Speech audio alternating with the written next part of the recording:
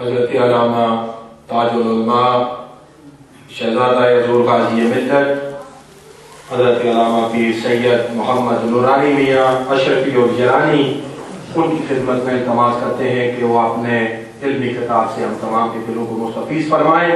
آپ کی آمد سے پہلے ایک پرزور نعرہ ہو جائے، نعرہ تکبیر، نعرہ رسالت، نعرہ حیدری، علماء اہل سنت زندہ باد۔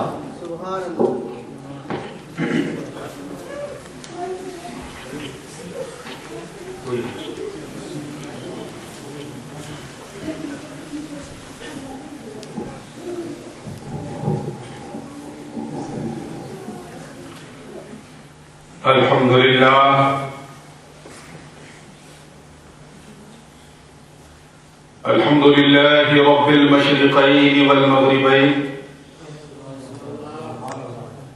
والصلاة والسلام على سيدنا ومولانا محمد صلى الله تعالى عليه وسلم رسول الثقلين جد الحسن والحسين، وعلى آله وصحبه الذين جاهدوا على كل معركة لا سيما بكربلاء وببدر وحنين. أما بعد فأعوذ بالله من الشيطان الرجيم. بسم الله الرحمن الرحيم. هنالك دعا زكريا ربه. صدق الله العلي العظيم وبلغنا رسوله النبي الأمين الأمي الكريم، ونحن على ذلك لمن الشاهدين والشاكرين، والحمد لله رب العالمين. درود پاک پڑھنے اللهم صل على سيدنا مولانا محمد وعلى سيدنا مولانا محمد مبارك وسلم. صلاة وسلام عليك يا رسول الله صلى الله عليه وسلم.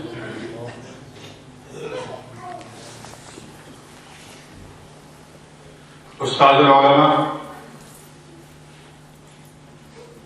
حضرت علامہ مفتی منیر الزمان صاحب قبلہ دامت برکاتہم العالیہ، ہمارے بڑے حضرت عزیز جناب مولانا محمد اعظم چشتی صاحب جو اس وقت فی الحال یہاں نہیں ہیں، تھوڑی دیر میں حاضر ہونے والے ہیں، تشریف لانے والے ہیں، خلیفہ غازی ملت جناب صوفی عبدالخالق صاحب اشرفی اور دیگر تمام علماء ملت اسلامیہ، مشائخ کرام، شعراء اسلام، اور میرے سامنے تھوڑی کم ضرور ہے مگر دمدار سنی عوام، اس لیے ہم کمی نہیں دیکھتے، ہم اپنے دم کو دیکھتے ہیں، کہ اسی دم کے سہارے ہم ہیں، اور جب تک یہ دم ہے تب تک کوئی غم نہیں۔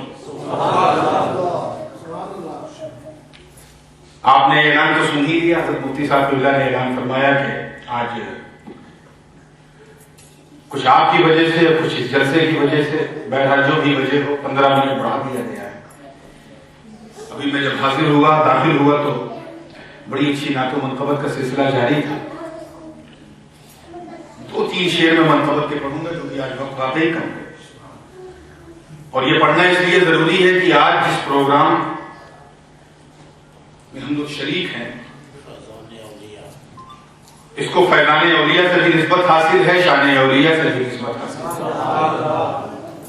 اور ظاہر سی بات ہے کہ جس درے دولت سے ولایت کے جھرنے پھوٹتے ہیں، یعنی جہاں سے لوگ ولی بنتے ہیں اس ذات کا نام علی ہے۔ اس لیے مولا کائنات کی شان میں 3-4 شعر جو میں نے کہے تھے، شعر تو کئی ہوئے تھے مگر موقع کو وقت کو ذہن میں رکھتے ہوئے 3-4 شعر سناتا ہوں، اور جو جہاں سما فرمائیں گے درود پاک پڑھ لیں۔ صلی اللہ علیہ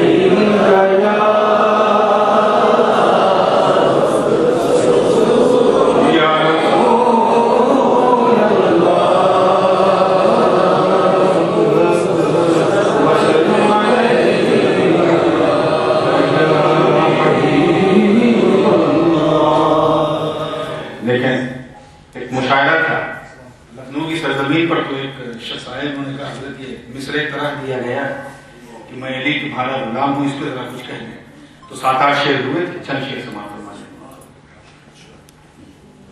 مجھے پیش ہے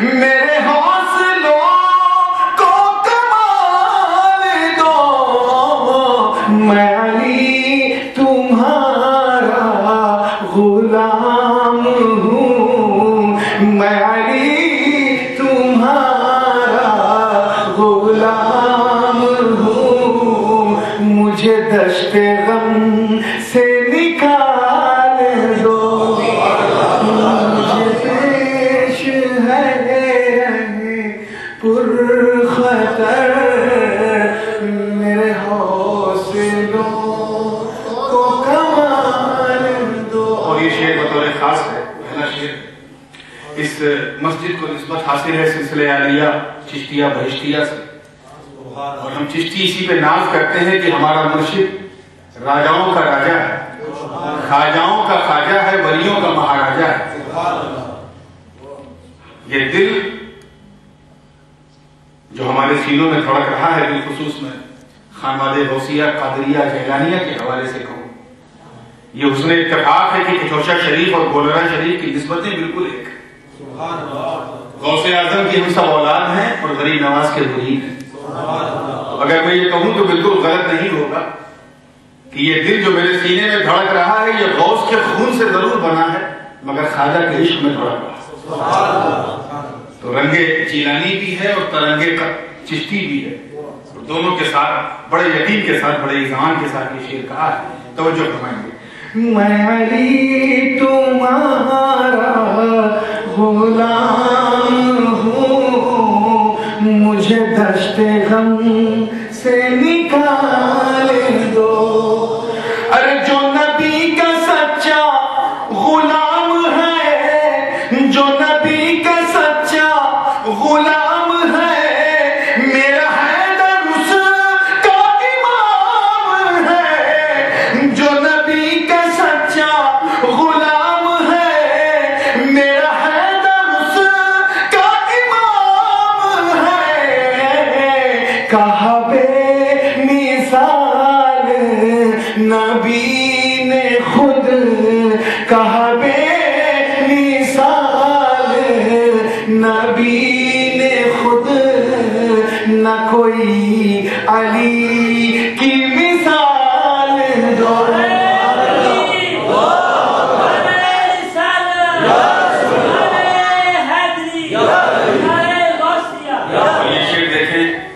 چھاٹ چھاٹ کے سنا رہا ہوں، حدیث کی روشنی میں سماعت فرمائیں، سرکار کی ذات کو اپنے سامنے رکھے، گنبد خضرا کی پر اپنی توجہات کو مرکوز رکھیں اور دیکھیں کہ وہ ہے شہر جس کے علی ہے باپ، وہ ہے شہر جس کے علی ہے باپ، وہ ہے علم جس کی علی کتاب، وہ ہے شہر جس کے علی ہے باپ، وہ ہے علم جس کی علی کتاب، وہ ہے مصطفیٰ یہ ہے مرتضیٰ، وہ ہے مصطفیٰ یہ ہے مرتضیٰ، گویا ایک رنگ کے حال دو،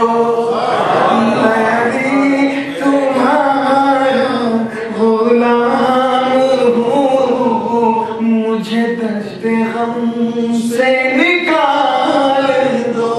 اور اسی دو کی ردیف کو جو میں نے بامانہ بنانے کی کوشش کی ہے اسے ذہن میں رکھیں، دیکھیں حسنین کریمین کی طرف اپنی توجہ کو لے جائیں کہ جنہیں شاہی خلد کی ہے عطا، جنہیں شاہی خلد کی ہے عطا، جو فضیلتوں میں ہے ماسوا، جنہیں شاہی خلد کی ہے عطا، جو فضیلتوں میں ہے ماسوا، جو شہید ابن شہید ہے، جو شہید ابن شہید ہے، وہ فقط علی کے ہے لال دو، جو شہید ابن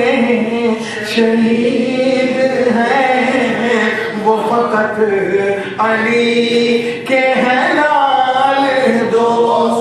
اور دعاؤں کے ساتھ یہ مقطع سماعت فرما لیں کہ یہ علی کے رنگ کی ہے ترنگ، یہ علی کے رنگ کی ہے ترنگ، جو ہر ایک ولی کے رہی ہے سنگ.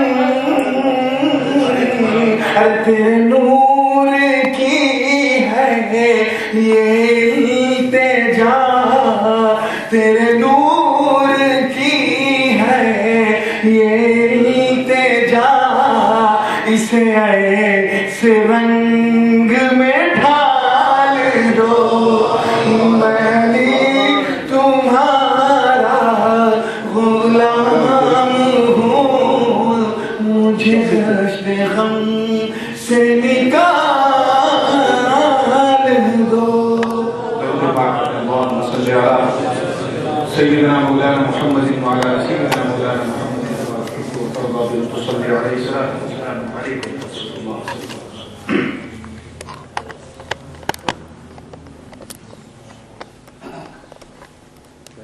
اور وہاں سے پکارا زکریا نے اپنے رب کو. یہ ہے اس آیت پاک کا ترجمہ جس کی تلاوت ہم نے شرف حاصل کی. حضرت زکریا اللہ کے نبی ہیں، بشارت ان پر ناز کے. قرآن کی آیت کیا کہتی؟ ہنالک دعا زکریا، وہاں سے پکارا جناب زکریا نے اپنے خدا کو، اپنے مالک کو، اپنے رب کو. میں تیزی کے ساتھ موٹروے پہ آؤں گا کیونکہ مجھے معلوم ہے اس وقت کسی لوپ لائن کو لینے کا وقت نہیں ہے. تو بغیر کسی تمہید کے میں آپ کی توجہ کو، آپ کے کنسنٹریشن کو ایک سیکنڈ کے لیے بھی لوز نہیں دیکھنا چاہتا. کہاں سے پکارا؟ کس نے پکارا؟ کیوں پکارا؟ کس کو پکارا؟ کہاں جا کر پکارا؟ کس کے سامنے پکارا؟ یہ ساری پکاروں کو اگر سمجھنا ہے تو قرآن کی پکار اور آپ کے حوالے کرنا، تاکہ آپ کو یہ سمجھ میں آ جائے کہ پرہیزگار کہاں جاتے ہیں اور خطاکار کہاں جاتے ہیں. ہم مصطفیٰ جان رحمت علیہ السلام کی امت ہیں، گنہگار صحیح، خطاکار صحیح، سیاہ شعار صحیح، یارو مکار صحیح، مگر ہمیں نام ہے کہ تاج سروری جب رب نے کسی کے سر پہ رکھنا ہوا تو پھر کسی اور کے اوپر نہیں، ہمارے سر پہ رکھ کے کہا کنتم خیر امت، تم بہترین امت ہو تمام امتوں. قرآن پاک کی ایک آیت اور ایسی پکار سے تعلق رکھتی ہے، پہلے وہ سن لیں پھر میں انشاءاللہ اس تفسیر کی طرف وقت آئے گا تو لوٹوں گا. رب کا ارشاد ہے وَلَوْ أَنَّهُمْ إِذْ ظَلَمُوا أَنفُسَهُمْ جَاءُوكَ فَاسْتَغْفَرُوا اللَّهَ وَاسْتَغْفَرَ لَهُمُ الرَّسُولُ لَوَجَدُوا اللَّهَ تَوَّابًا رَحِيمًا. رب تعالیٰ فرماتا ہے کہ اگر یہ لوگ اپنی جانوں پر، جانوں کا مطلب اپنے آپ پر، اگر یہ لوگ خود پر، اپنے نفس پر ظلم کریں تو یہ محبوب کہیں بھٹکنے کی ضرورت نہیں، تمہارے پاس ہے. اور تمہارے پاس جب پہنچ جائیں تو فاستغفر اللہ، وہاں پہنچ کر رب کی بارگاہ میں دعائے مغفرت کریں، استغفار کریں، توبہ کریں. اور اے مصطفیٰ واستغفر لهم الرسول، آپ بھی ان کے لیے اپنے لب کو ہلائیں، آپ بھی ان کی سن لیں. توجہ چاہوں گا، ایک جملہ آ گیا اچانک بڑا پیارا سا، اور اگر پسند آ جائے تو مفتی صاحب قبلہ کی خدمت میں یہ جملہ پیش کر رہا ہوں. اللہ تعالیٰ اس کی برکتوں سے ان کو صحت عطا کرے. اچانک جملہ آیا کہ اے محبوب آپ ان کی سن لیں. گویا رب کا کرم، توجہ چاہوں گا، اپنے محبوب کو یہ کہہ رہا ہے کہ اے مصطفیٰ مجھے میری عزت کی قسم، اگر تم نے ان گنہگاروں کی سن لیا تو سمجھ جاؤ ہم نے انہیں چن لی. تم ان کی سن لو، ہم ان کو چن لیں گے، ہم انہیں اپنا بنا لیں گے. پہلے تم تو اپنا بنا کے دیکھو. استغفر الرسول، اے نبی آپ بھی ان کی سفارش کریں، ان کے لیے آپ بھی اپنے لب کو ہلا کے مغفرت کی دعائیں کریں. لَوَجَدُوا اللَّهَ تَوَّابًا رَحِيمًا. اور یہ پروسیس جب کمپلیٹ ہو جائے کہ وہ آئیں، وہاں جا کر کے گر گڑائیں، پھر مصطفیٰ جان رحمت ان کی سفارش فرمائیں، جب یہ کمپلیٹ ہو جائے پروسیس تو لَوَجَدُوا تب جا کر یہ اللہ کو توبہ کا قبول کرنے والا پائے. یعنی وہ ہر حال میں توبہ کو رحیم ہے، مگر گنہگار اسے توبہ کا قبول کرنے والا تبھی پائیں گے جب اس یار کو یاد کرنے کے لیے اس کے یار کے گھر پہ. اس میں بہت کچھ کہا جا سکتا ہے، علماء نے اپنے طریقے سے بیان کرنے کا حق ادا کیا. مفسرین نے اپنے اپنے ڈھنگ سے اپنے اپنے اسلوب سے اس آیت پر قلم توڑ دیا ہے ساری کا. میں زیادہ کسی تفصیل میں نہیں جاؤں گا. خانقاہ سے تعلق رکھتا ہوں، غوث کا بھرم لے کے زندہ ہوں اور خواجہ کا کرم لے کے چلتا ہوں. اسی لیے میں بالکل سامنے سے آپ کو یہ پیش کر رہا ہوں، توجہ دیں. اس میں ایک لفظ ہے ظلم، وَلَوْ أَنَّهُمْ إِذْ ظَلَمُوا. ایک لفظ کیا ہے؟ ظلم. علماء لغت فرماتے ہیں کہ ظلم کہتے ہیں وضع الشیء فی غیر محلہ، کسی چیز کو اس کی جگہ سے اٹھا کر دوسری جگہ رکھ دینے کا نام ظلم. اسی کو انگلش میں یوں کہہ سکتے ہیں to remove the things from his particular place and to put into the other place. کسی چیز کو اس کی خاص جگہ سے اٹھانا، ریموو کرنا اور دوسری جگہ رکھ دینا، یہی ظلم ہے. مثال کے طور پر یہ سمنانی تاج میرے سر پہ ہے، اگر شامت عملی کی بنیاد پہ کوئی اسے اتار کے پیر پہ رکھ لے تو استغفر اللہ، اس تاج کے ساتھ ظلم. یہ ٹوپیاں جو آپ پہنتے ہیں یہ مومن کا تاج ہے. کوئی بے وقوفی سے اسے اپنے پیٹ پہ باندھ کے چلے تو ٹوپی کے ساتھ ظلم. تو جو چیز جس چیز کے لیے ہے اس سے ہٹا کر اس کا استعمال کرنا اس چیز کے ساتھ ظلم.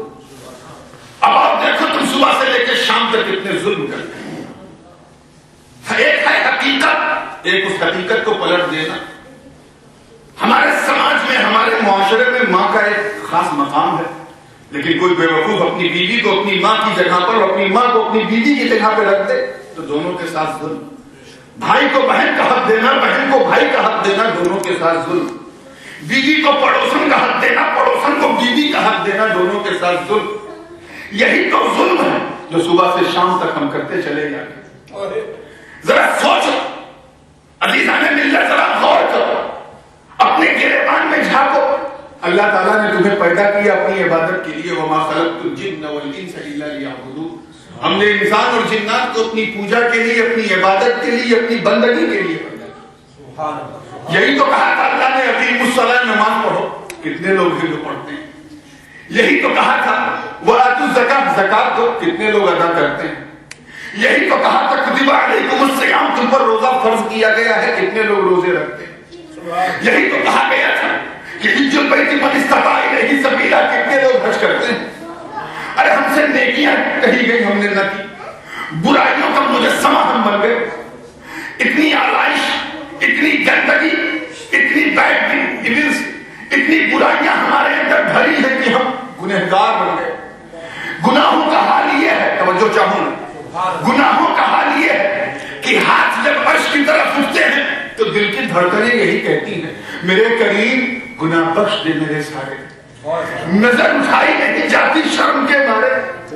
ایک بندہ جس کے لیے اللہ نے پانی بنایا تاکہ وہ اپنی پیاس بجھا سکے، دانا بنایا تاکہ اپنی بھوک مٹا سکے، پہاڑوں کو بنایا تاکہ زمین ثابت رہے، آبشار کے نغمے دکھا دیے تاکہ اس سے اپنی پیاس بجھائے.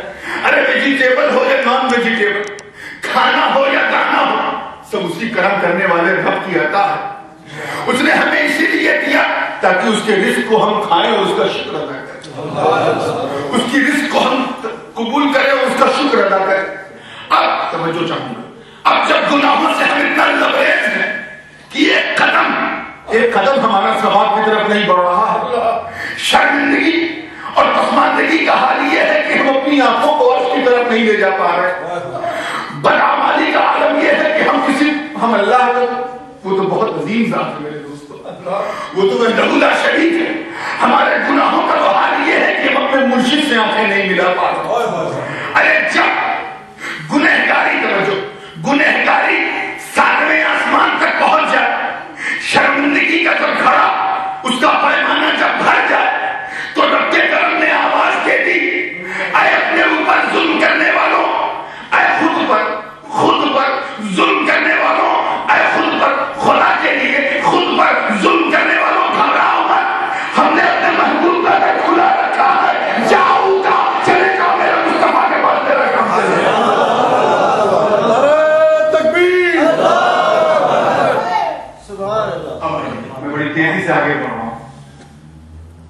نماز افضل العبادات ہے. نماز ایک ایسی عبادت ہے کہ جس سے اب آپ کو ایک ایگزامپل دوں کہ بندہ اپنے سر کو سجدے میں جھکاتا ہے, وہ جھکاتا رہتا ہے اور اپنے کرم سے اٹھاتا رہتا ہے. جتنا تم جھکاؤ گے سر کو اتنا تیرے سر کو اٹھاتا رہے گا. صوفیاء کرام فرماتے ہیں کہ نماز میں بندہ اپنے رب کے بالکل قریب ہوتا ہے, بالکل نزدیک ہوتا ہے, نیئرسٹ آلمائٹی, اتنا نزدیک.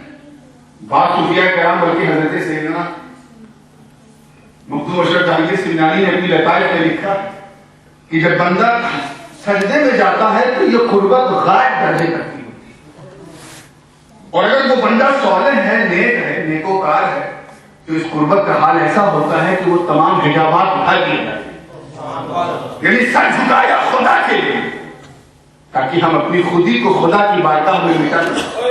خودی کو خدا کی بارگاہ میں مٹانے کے لیے اس نے سر جھکایا تو صرف بندہ تھا بندہ, رب نے حجابات اٹھا دیے تو بندہ نواز بن گئے. جھکا تھا غریب بن کر غریب, مگر جب رب نے کرم کا دریا بہا دیا تو غریب غریب نہ رہا, غریب نواز بن گئے. اور جب تجلیات کی برسات کر دی تو عالم سجدے میں حال یہ ہو گیا کہ بغداد کے منبر پہ کھڑے ہو کر عبد القادر نے اعلان کر دیا, نظر تو الی بلاد اللہ جمان کا خلدلت علی حکم اتصالی, مجھے میرے رب کی عزت کی قسم میں زمین و آسمان کو دیکھتا ہوں ایسا ہی نظر آتا ہے جیسے ہتھیلی میں رائی کا دانا. یہ رزلٹ ہے, یہ نتائج. بہترین عبادت ہے کہ نہیں؟ بندے کو مولا سے ملا, دل کو کعبہ بنا دے, سینے کو مدینہ بنا دے, جس کو مرنا نہ آتا ہو اسے جینا سکھا دے. اتنی قیمتی عبادت. عماد الدین کہا ہے حضور نے, الصلاۃ عماد الدین, یعنی دین کا کھمبا ہے. تو اپنے سینے میں ایسی زمین بنا دے کہ اس کا کھمبا گڑ جائے. کیا کہا؟ معراج المومنین, نماز مومنوں کی معراج ہے. اشارہ صاف ہے کہ میری معراج تو دنا فتح اللہ کی منزلوں میں ہے. مومن جب اپنے سر کو جھکاتا ہے تو اس کی معراج ہو جاتی ہے. اور کیا کہا گیا؟ قرۃ عینی فی الصلاۃ, نماز پڑھو, نماز میں میرے آنکھوں کی ٹھنڈک ہے. اتنی بے مثال عبادت میرے دوستو. اپنے اوپر ظلم کرنے والوں سے یہ نہیں کہا کہ اے بندو تم گنہگار, تم نے اپنے اوپر ظلم کیا خود پر. توجہ چاہوں گا, جملہ پھس لینا, بالکل اس سے لگی ہوئی بات ہے. تم نے خود پر ظلم کیا ہے, 2 رکعت نماز پڑھ لو کام چل جائے گا. 4 رکعت پڑھ لو کام چل جائے گا, 10 رکعت پڑھ لو کام چل جائے گا. کیا کہا؟ جاؤ. ارے وہ نماز جس کو بچانے کے لیے منکرین زکات کے سامنے افضل الصحابہ سیدنا شیخ سیدنا ابوبکر صدیق رضی اللہ تعالیٰ عنہ کو مورچہ سنبھالنا پڑا. وہ نماز جس کی حفاظت کے لیے حضرت فاروق اعظم کو اپنی قربانی پیش کرنی پڑی. وہ نماز جس کی حفاظت کے لیے حضرت سیدنا عثمان غنی کو تلاوت قرآن کرتے کرتے جاں بحق ہونا پڑا. ارے وہ نماز جس کو قائم کرنے کے لیے, اسٹیبلش کرنے کے لیے مولا علی نے رب کے گھر ہی میں جنم لیا اور رب ہی کے گھر میں شہادت کا جام پینا پڑا. ارے وہ نماز جس کو بچانے کے لیے مصطفیٰ کے نور نظر لگتے جگر نے دشت کربلا میں اپنے خون کے ذریعے بہا دیے. ارے وہ نماز جس کو بچا کر احمد ابن حنبل امام اہل سنت ہو گئے. نماز پڑھنا تو بڑے بڑوں کو آتا تھا میرے دوستوں, مگر بچانے کے لیے ایک کے بعد ایک اللہ کے شیر اپنی کچھاروں سے نکلنے لگے. اسی نماز کو بچانے کے لیے معتزلہ سے اس نماز کو الگ کرنے کے لیے ابو منصور ماتریدی کو مورچہ سنبھالنا پڑا. اسی نماز کو قائم کرنے کے لیے میرے دوستوں روافض سے اسے محفوظ رکھنے کے لیے حضرت سیدنا عبدالعزیز محدث دہلوی کو سامنے آنا پڑا. توہم اور متوحدین کے شکار نجد کے امپورٹ عقیدے میں پلے ہوئے وہابیوں سے اس نماز کو بچانے کے لیے امام فضل حق خیر آبادی کو مورچہ سنبھالنا.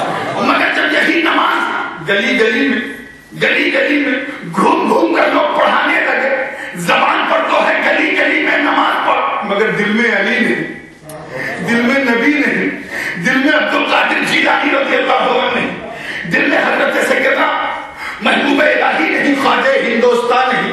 دل میں نہ داتا ہے نہ خواجہ ہے, دل میں نہ غوث ہے نہ آقا ہے. ایسے بدنصیبوں سے نماز کو بچانا بڑا ضروری تھا, کیونکہ نماز پڑھنا تو وہ جانتے تھے, بچانا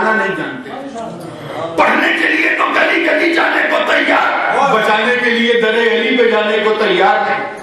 ایسے لوگ کھڑے ہو گئے سامنے. تھانہ بھون سے آواز آنے لگی, نانوں کا چیخنے لگا, گنگوہ سے کفر کی ہوا چلنے لگی. تھانہ بھون سے مسلمانوں کو مشرک بنانے کے فتوے لوگ دینے لگے. اتنے ہی میں رب کا کرم دیکھو, مصطفیٰ کی شان رحمت دیکھو. میرے نبی کے معجزات میں سے ایک معجزہ بریلی کے دھرتی پہ طلوع ہوتا ہے. آواز آتی ہے, اے بندگان خدا گھبراؤ مت, میں تمہیں فلسفہ دیتا ہوں. فلسفہ اگر نماز کو پڑھنا ہے, نماز کو پڑھنا ہے تو دل کا تو چہرے کو کعبۃ اللہ کی طرف کر, اور بچانا ہے تو دل کو رسول اللہ کی طرف کر.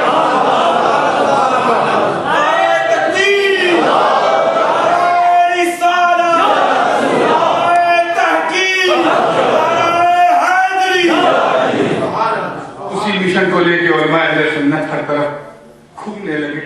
یہی فیضان برطانیہ ہو یا امریکہ ہر طرف پہنچنے لگا. میرے کہنے کا مختصر مطلب یہ ہے کہ اتنی قیمتی عبادت نماز, یہ نہیں کہا کہ 2 رکعت پڑھ لو تو کام چل جائے گا. کیا کہا؟ جاؤ میرے محبوب کے در پہ چل کے تو دیکھ, وہاں اپنی سانسوں کی آہٹوں کو مصطفیٰ کے در پہ سنا کے تو دیکھ, ان کے گیت وہاں پہنچ کے گا کے تو دیکھ. میں یقین تیرے سامنے مغفرت کا دریا بہا دوں گا.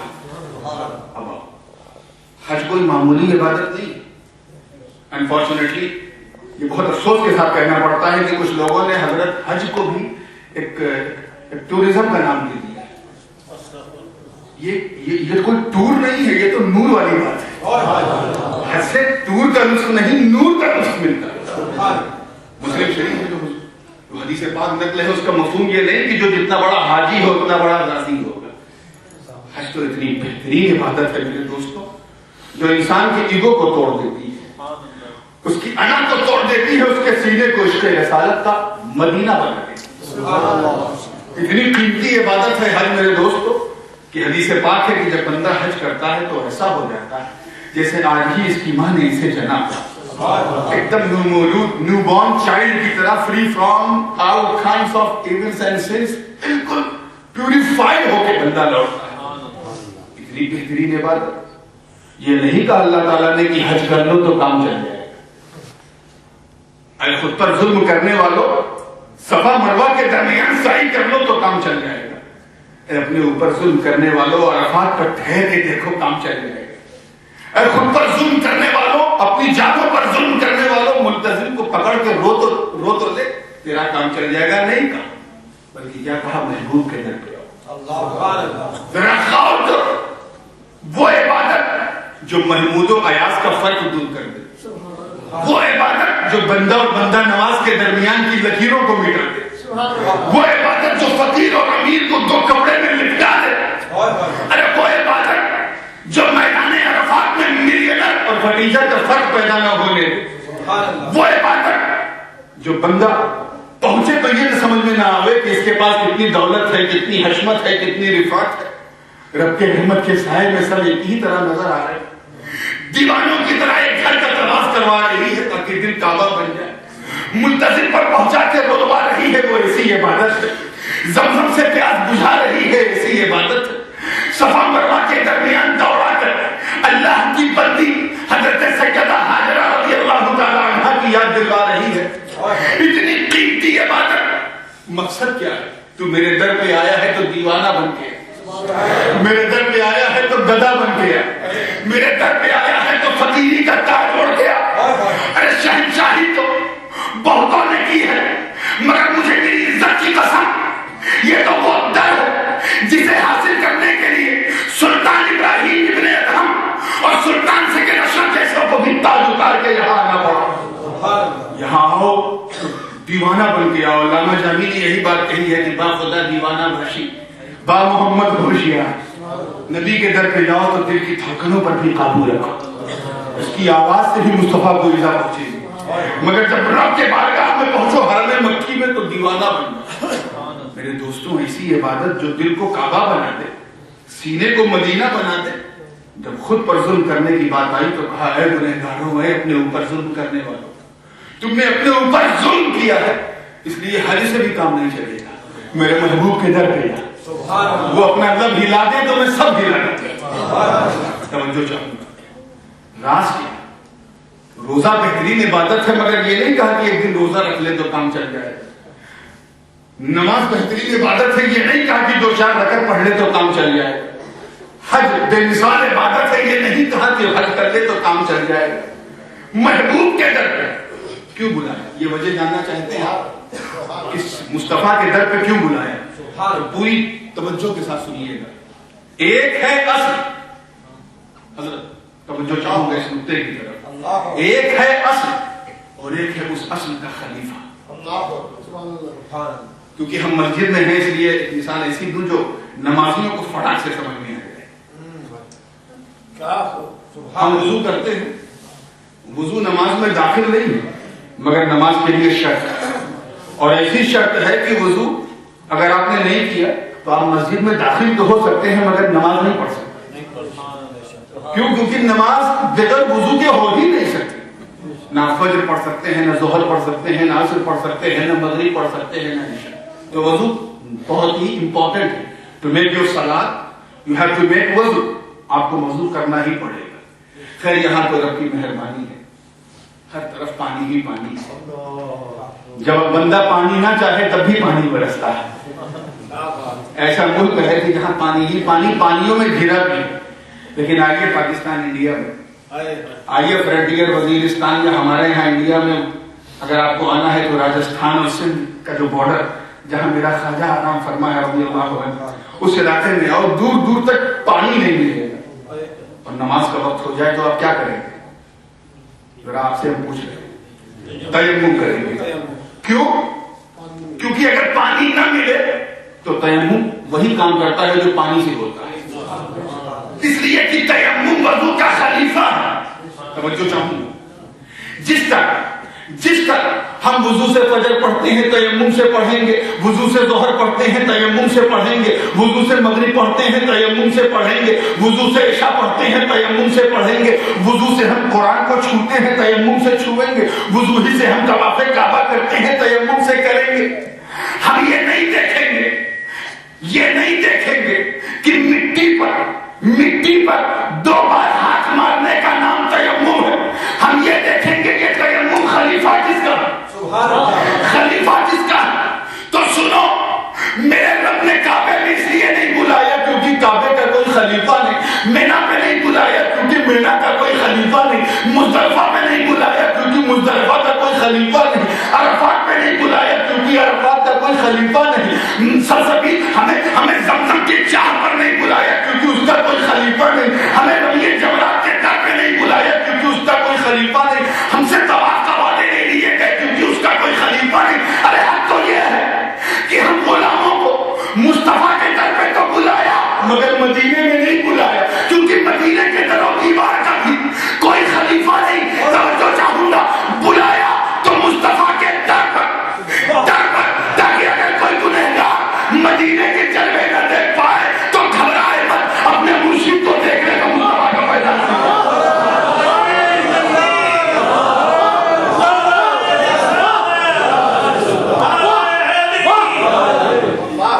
اپنے مرشد کے چہرے کو تکو، تجھے فیضان مدنی سرکار کا ہی ملے گا۔ جو چاہوں گا ایسی پہ لگاتے ہوئے کہیں بلایا نہیں بلایا تو اپنے محبوب کے در پر کیوں؟ ہمیں اگر تیری رسائی توجہ چاہوں گا، وہ تو فیضان ربوبیت جو رب کا فیضان ہے ان پر، فیضان ربوبیت کا سرچشمہ ہے مصطفیٰ کی ذات۔ مجھے میرے محبوب کی عظمت اور رفعت کی قسم، وہ تو اوتی تو بے مفاتیح خزائن الارض کا اعلان کرنے والے ہیں، ساری چابیاں تو در مصطفیٰ ہی پر پڑی ہوئی ہیں۔ آؤ اپنی نظروں کو مصطفیٰ کی نظروں سے لڑاؤ، اگر وہ نورانیت تیری آنکھوں میں آ سکتی ہے تو ڈائریکٹ مصطفیٰ سے لے لو، اور اگر نہیں پا سکتے تو گھبراؤ مت، ابو بکر کو سینے میں بلاؤ فیضان میں،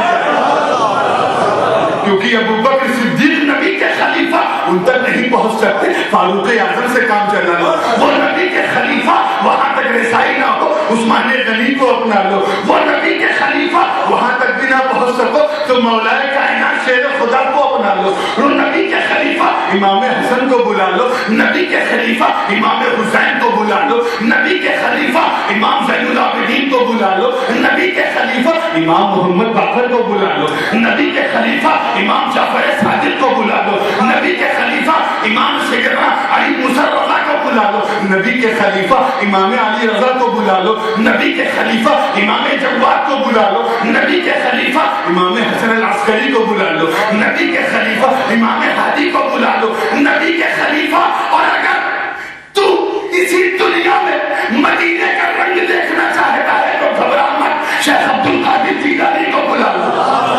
نبی کے خلیفہ نہیں پہنچ سکتے تو خواجہ عثمان ہارونی کو بلا لے. اور ایک چشتی ہو، تم اپنی غریبی پہ ناز کرو، تم غریب ہو تو تمہیں اپنی غریبی پہ ناز کرنا چاہیے، کیونکہ ہم کسی امیر نوازی کے سائے میں نہیں جی رہے ہیں، بلکہ غریب نوازی کے سائے میں جی رہے ہیں.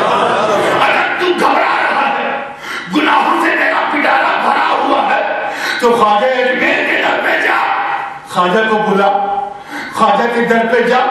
مجھے میرے رب کی عزت کی قسم، اگر تو دیار اجمیر میں اپنا مشاہدہ بتاؤں، دیار اجمیر میں اگر تو اپنے قدموں نہیں پلکوں کے بل بھی چل تو میرے دل کی دھڑکنیں یہی کہیں گی کہ نادان یہ خواجہ کا اجمیر نہیں بلکہ آقا کا مدینہ. وہ نبی کے خلیفہ اب وہاں سے پکارا حضرت زکریا نے اپنے رب.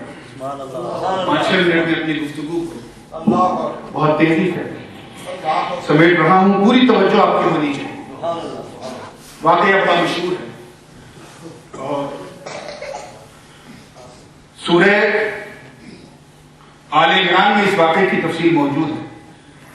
وہ قرآن پاک کی دوسری سورت ہے اور غالباً اس کا تیسرا رکوع ہے. واقعہ بہت مشہور ہے کہ حضرت سیدنا زکریا علیہ السلام اللہ کے نبی صاحب بشارت کبریٰ کے منصب پر فائز ہے. بڑھاپے کے ایام ہی گھر میں کوئی اولاد بھی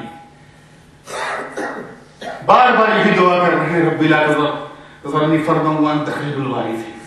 اے مالک مجھے اکیلا نہ رکھ، تو لوگوں کو وارثیں عطا کرنے والا ہے، مجھے بھی ایک وارث عطا کر دے. یعنی سنی وَيَرِثُ مِنْ آلِ یعقوب، نہ جانے کتنی بار دعا مانگ رہا ہے، باپ اجابت سے ٹکرا کے دعا لوٹتی ہے. نبی کی دعا وہ بھی لوٹی. محال ہے میرے دوستوں، مگر رب کی مشیت دیکھو، اس کی شان کریمی دیکھو، دکھانا کیا چاہتی ہے اپنے بندے کو، اس مشیت کو دیکھو. حضرت عیسیٰ فخر آل عمران ہے. آپ کی والدہ ماجدہ جیسے ہی آپ کا جنم ہوا چلی گئی، اس کے تھوڑی دیر کے بعد آپ کے والد بھی رخصت ہو گئے، اکیلی ہو گئی.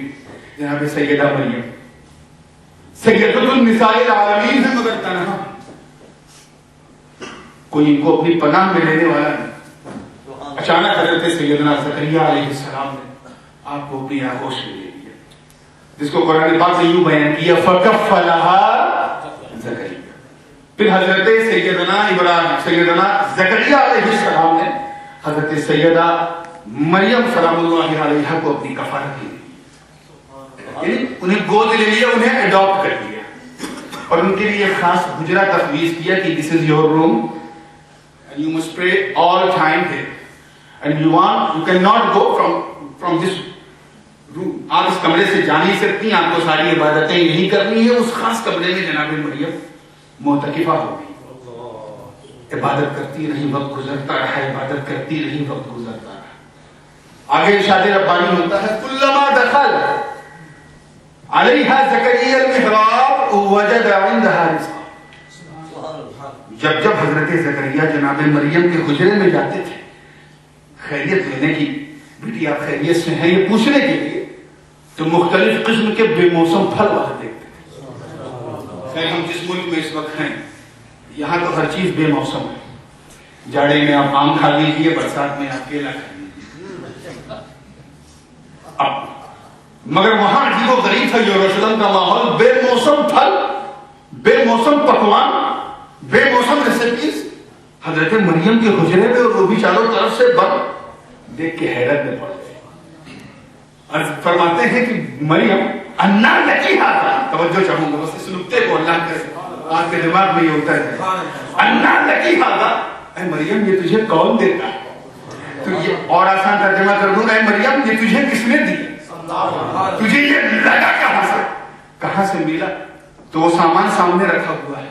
حضرت مریم نے اپنے رخسار پاک کو اٹھایا، سر کو اٹھا کے کہا قالت هو من عند اللہ، یہ اللہ کی طرف سے آتا ہے. وَإِنَّ اللَّهَ يَرْزُقُ مَن يَشَاءُ بِغَيْرِ حِسَابٍ، اللہ تعالیٰ جسے جتنا دیتا ہے انکاؤنٹیبل دیتا ہے، بغیر حساب کے دیتا ہے. ٹھیک ہے، سمجھ میں آ گیا؟ حضرت مریم نے اتنا کہا ہی تھا کہ جناب زکریا کے دل میں ایک کیفیت طلوع ہو گئی، ایک کیفیت پیدا ہو گئی. اچانک ان کی دبی ہوئی خواہش ان کے دل پر اتاری. اپنی مستی میں یہ سوچنے لگے کہ اے مالک تیرا تو کرم بے مثال ہے. جب تو اپنی نیک بندی، توجہ چاہوں، جب تو اپنی نیک بندی مریم کو اس کمرے کے اندر بے موسم پھل دے سکتا ہے، برسات کے موسم کا پھل جاڑے میں دے رہا ہے، جاڑے کے موسم کا پھل تو گرمی میں دے رہا ہے. ارے جب تیرا کرم اتنا بے مثال ہے کہ اپنی بندی مریم کو تو بے موسم پھل جب اس کمرے میں دے رہا ہے، تو اپنے نبی زکریا کو بڑھاپے میں ایک اولاد دے دے، ایک اولاد دے دے. میں جانتا ہوں کہ میری بیوی عاقر ہے، میں جانتا ہوں کہ میں بوڑھا ہو چکا ہوں، مگر تیرے کرم سے کوئی چیز بعید نہیں. تو مریم کو بے موسم پھل دے رہا ہے تو مجھے بھی ایک وارث بے موسم دے دے، اس بڑھاپے میں دے دے. توجہ چاہوں گا، یہی خیال حضرت زکریا کے دل سے دماغ پر آیا، دماغ سے لبے زکریا پر آیا. مصلے کو بچھایا، ہاتھ کو اٹھا کر کہنے لگے ہنالک دعا زکریا ربہ قال ربی ھب لی من لدنک ذریۃ طیبہ انک سمیع الدعاء. اے مالک مجھے اپنی جانب سے ایک نیک اور صالح اولاد دے دے، تو دعا کو قبول کرنے والا. عزیزان ملت، زکریا نے علیہ السلام نے تو کئی بار دعا مانگی تھی، مگر آج رنگ اور آج نتیجہ پتا تھا. آج ان کو دعا کی وجہ بھی معلوم تھی اور دعا کا رزلٹ بھی معلوم تھا. آج محراب مریم سے کھڑے ہو، توجہ، محراب مریم پر اپنے مصلے کو بچھا کر جناب زکریا دعا مانگ رہے ہیں تو دل میں گھبراہٹ نہیں بلکہ یقین ہے کہ میں مریم کی خانقاہ سے مانگ رہا ہوں. تاریخ گواہ، قرآن کی آیت بینہ شاہد عدل کہ حضرت زکریا نے جیسے ہی دعا مانگا، دعا باب اجابت سے ٹکرا گئی. فنادته الملائکہ وهو قائم يصلي في المحراب ان الله يبشرك بيحيى مصدقا بكلمة من الله وسيدا وحصورا ونبيا من الصالحين. حضرت جبریل نے آواز بلند کر دی، زکریا مبارک، آخری صدافری خیر مبارک. اے زکریا تم اپنے مصلے پہ کھڑے ہو کے اپنی دعا ہی مانگ رہے ہو.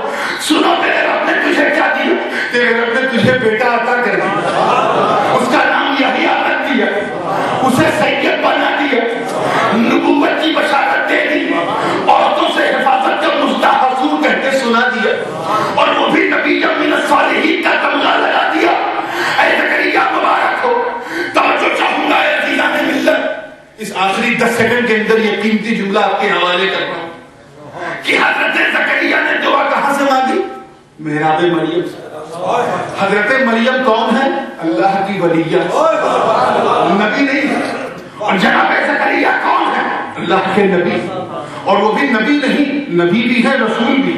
ان پر بشارت کو ناز ہے، اس مقام پر ہیں جو فخر بنی اسرائیل. حضرت زکریا دعا مانگ رہے ہیں کہاں سے؟ ذرا سوچو کہ دستے نبوت، جملہ دے رہا ہوں ذرا لفظی انداز سے، دستے نبوت درے ولایت پہ ہاتھ اٹھائے کھڑا ہے، عرش الہی ہل رہا ہے، زمین و آسمان مریم کی بلائیں لے رہے ہیں کہ اے مریم تیری عظمتوں کو سلام، اے مریم تیری رفاتوں کو سلام، اے مریم تیرے کمال کو سلام، اے مریم تیرے جمال کو سلام. ایک برگزیدہ نبی تیرے در پہ تیرے در کی دعائی دے دے کے دعا مانگ رہا ہے. آواز آئی، عشق نے جواب دیا، عقیدے نے فوراً کہہ دیا کہ اے مریم آپ سیدہ ہیں، آپ طیبہ ہیں، آپ طاہرہ ہیں، آپ عابدہ ہیں، آپ زاہدہ ہیں، آپ نیرہ ہیں، آپ منیرہ ہیں، آپ سیدہ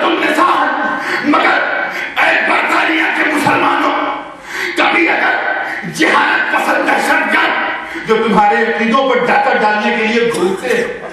کبھی تمہاری گلیوں سے پھرے تو یہی آیت کھول کے دکھا دینا اور اعلان کر دینا کہ جب اللہ کا نبی, توجہ چاہوں گا, اللہ کا نبی, ارے جب جناب زکریا درے ولایت پر کھڑے ہو کر دعا مانگے تو کوئی شرک نہیں. اگر ہم غلام مصطفیٰ کے در سے تو دعا مانگے تو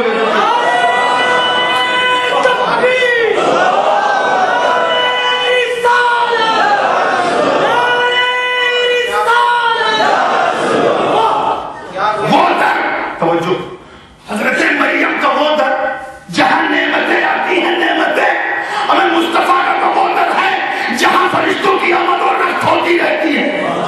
مجھے کہہ لینے دو کہ مریم کے در کو تاریخ نے محراب مریم کہا, محراب مریم, مگر مصطفیٰ کا در تو ایسا ہے جو عرش الہی سے زیادہ تھا. اسی لیے غوث کے در پہ جا, خواجہ کے در پہ جا, آقا کے در پہ جا, وہاں نہیں جا سکتا تو مرشد کے در پہ جا, گورڑا جا, کشوسا جا, کڑیا جا, دہلی جا, تجھے وہی حضرت زکریا کی سنت کا رنگ ملے گا, وہی ادائیں ملے گی, دل کی دھڑکنیں کہیں گی کہ آنکھیں کہہ رہی ہیں کہ یہ میرے پیر کا در ہے, مگر دھڑکنیں بولیں گی نہیں یہ تو پیروں کے پیر کا در ہے. خاموش رہوں میں تو ہی سب کچھ ہے, جو کچھ کہا تو تیرا حسن ہو گیا محدود. وآخر دعوانا الحمدللہ.